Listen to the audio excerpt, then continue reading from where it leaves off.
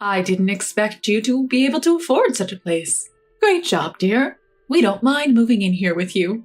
I was puzzled at my mother-in-law's words. Excuse me?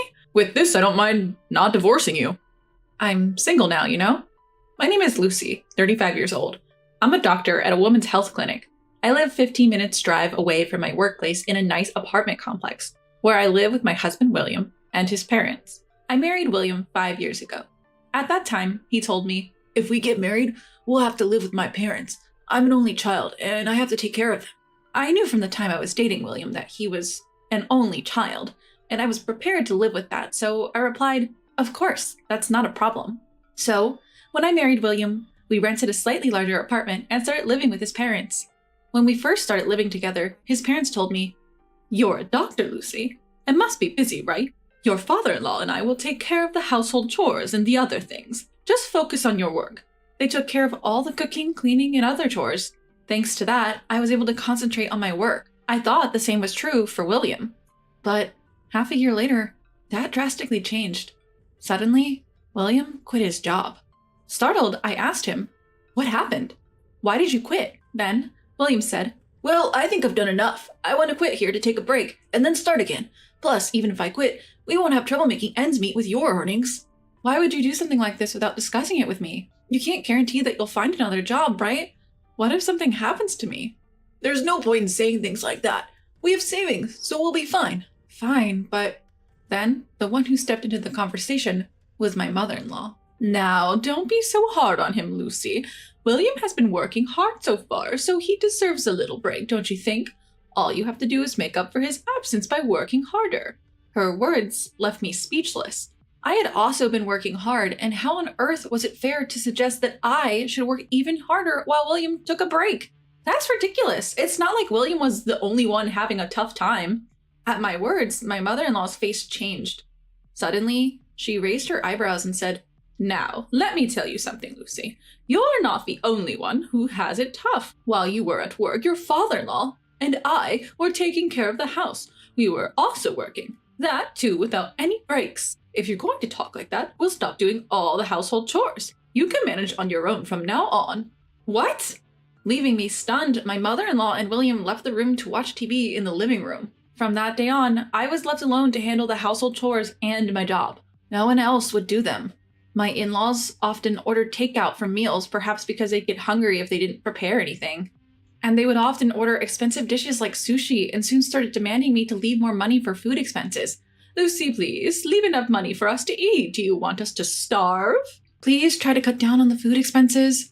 Even when I asked them to cut down on the food expenses, my mother-in-law would retort, "How cruel of you to ask us to cut down on food expenses while we're staying home without any luxuries. Learn to take care of your in-laws." "I didn't know you were such a cold person. Maybe we should get a divorce," he said. I was so fed up that I started leaving more money for food, and my in-laws and William lived a life of eating whatever they wanted. One day, during my work break, I went to a gas station near my hospital to do some quick shopping.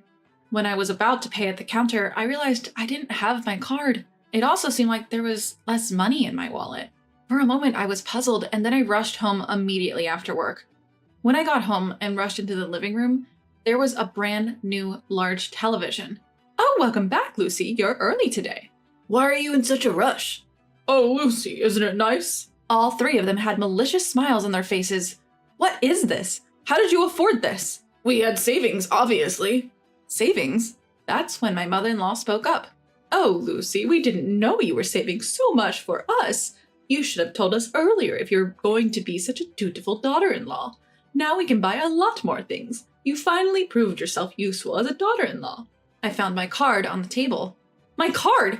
So, did you lose my savings? But how did you get the PIN?"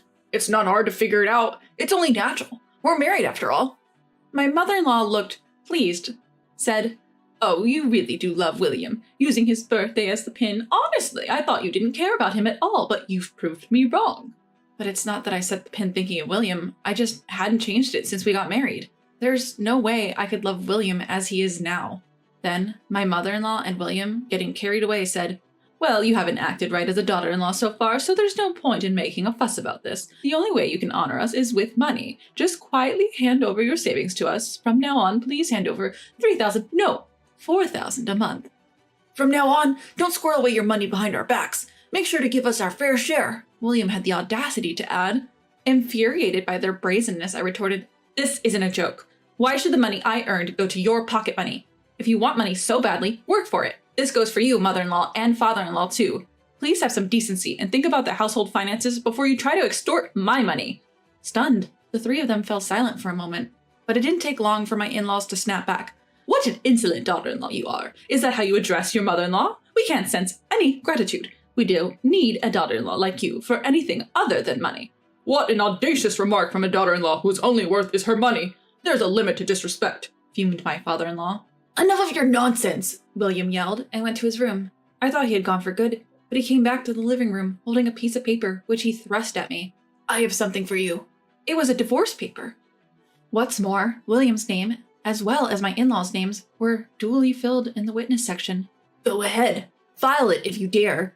But you will have to move out of this condo. I can't be living with a stranger, you see." Unlike his wife, William is competent. "Lucy, we can forgive your rudeness as a slip of the tongue now. But from now on, if you talk back to us even once, we'll really have William divorce you." The three laughed their souls out. The sight got my blood boiled with anger. But so did an equal measure of joy. But it's too early to get back at them. Suppressing my urge to leap for joy, I said, "Well, I'll start moving out some of my stuff and other essentials," and headed for my room. My in-laws and William looked puzzled. Did they think I would apologize out of desperation if they mentioned divorce? What a naive thought. The divorce papers even had a signature on them. I quickly packed up my valuables and said, "I'll be leaving now. Please don't come to me even if you're in trouble." With that, I left my condo. Of course, taking the divorce papers with me. I stayed at a nearby business hotel that night. I canceled the card William had used online. When I checked my balance, the card, which once had over $10,000, only had $3,000 left. I really wondered what they had spent so much money on. My savings are not limited to that account. Just in case, I have ample savings in 2 other accounts as well. While it hurt to have $7,000 spent, I thought it was inevitable if it meant cutting ties with that family. And the next day, I went to the city office first thing in the morning and filed the divorce papers. The divorce papers were accepted, and when I checked my family register certificate just to be sure, I was indeed divorced. Finally, I had cut ties with that mother and son. While I wanted to jump out of joy, there were still things that needed to be done. I went to a real estate agency and took care of 2 matters. One of them was buying a house for myself using the money I had saved over the years. Through this experience, I truly understood the importance of living my own life freely. I never knew when or how that freedom might be taken away. I realized how important it was to take immediate action when I wanted to do something. So, I bought a new, single-story house, with its spacious living room, a practical system kitchen, and a walk-in closet. Everything was mine. I bought all the furniture that day and moved what I could into the house. The next 3 days were spent shopping. While it was hard to get everything I needed, it was the most fun I'd had in a long time. Replacing everything with new items required a substantial amount of money, but I thought it was a worthy expense for a new start. A few days later, around 8 p.m., my doorbell rang. I was in the middle of dinner and wondered who could be calling at this time. When I checked the intercom, there stood William, my former mother-in-law, and my former father-in-law, a sight that was almost nostalgic. I knew they'd come. With that, I went to the door and opened it. William immediately confronted me with great force. "Hey, what the hell are you thinking? Moving out without telling anyone is crazy." At that, my former in-laws tried to calm him down. "William, calm down. We said we would complain after we've calmed down. Remember, right, dear?" "That's right. Look, isn't it a good house? It looks more spacious and comfortable than our current condo." As they said this, the 3 of them barged into my house without permission. "Wait a minute. Don't just barge into my place." I tried to stop them, but "Shut up. This is our house. What's wrong with us coming in?" With that, the 3 of them went ahead and entered my house. "The furniture is not to my taste, but the overall build is decent. I admit, it might be more comfortable than our current condo. I didn't expect you to be able to afford such a place. Great job, dear. We don't mind moving in here with you." "Excuse me? We're telling you that we approve this condo, that we'll live here with you. We might even forgive your previous impotence. You're pretty low level as a daughter-in-law, but we could appreciate your thoughtfulness of preparing this place for us. I wonder if William would be satisfied with this." I guess I can forgive this. I don't mind staying married to you if we can live here." "Excuse me? Who's your wife? And who's not getting divorced?" Unsure of my question's intent, the 3 exchanged glances. "I'm not married, you know. I'm single." Silence filled the room. Rather than being stunned, the three seemed to not understand the meaning of my words. Huh? What nonsense are you spouting? You think you can get away with all the disrespect you showed us? I shoved the divorce certificate right into William's stunned face.